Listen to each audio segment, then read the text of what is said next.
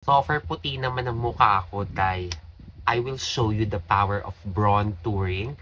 I'm going to be using, of course, the Vice Cosmetics One and Done Stick, my all-time favorite. This is in the shade Push. Maraming may ayaw ng brush niya on the other side. But for me, super convenient niya, especially when you are doing your makeup traveling, you're doing your makeup in school. Kasi hindi mo na kailangan magdala ng separate brush. Kasi nandito na siya. Senado ang totoo. Ayaw mong sabihin ng katotohanan, Senado ang nagiging santi. Another good brush from Vice Cosmetics is this foundation brush. Kasi malaki yung kanyang size for a foundation brush. So, ayun siya. Ang dali niyang makablend even with a bronzer. This is the effect of bronzing. It brings back the warmth na nawala sa face mo nung gumamit ka ng foundation.